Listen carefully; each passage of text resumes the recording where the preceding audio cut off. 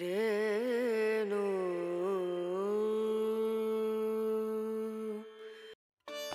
పడుకొని వెంటనే తెల్లవారడము, పనికి వెళ్ళొచ్చేసరికి రాత్రవడము, వారమంతా ఆదివారం కోసం ఎదురు చూడడం, తీరా అది వచ్చిన రోజు నిద్ర లేచేసరికి సగం రోజు గడిచిపోవడం.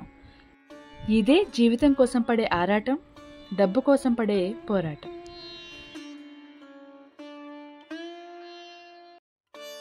నాకు ఎవరు ఏది ఇస్తారో వారికి తిరిగి అదే ఇవ్వడం నా అలవాటు. అది ప్రేమ, గౌరవం, ఈగో, నమ్మకద్రోహం, ఏదైనా సరే వడ్డీతో సహా ఇచ్చేస్తా. డబ్బు లేకపోతే ఇంట్లోనే విలువ ఉండదు.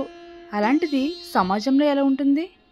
ఒకప్పుడు మనుషులు గుణం చూసి దగ్గర అయ్యేవాళ్ళు, కానీ ఇప్పుడు డబ్బును చూసి దగ్గర అవుతున్నారు.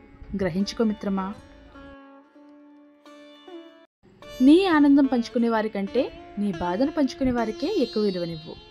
ఎందుకంటే ఆనందం అందరూ పంచుకుంటారు, కానీ నీ బాధని మాత్రం మన అనుకున్న వాళ్లే పంచుకుంటారు.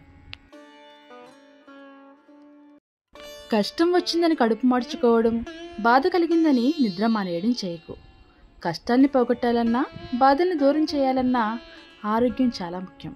గుర్తుంచుకో.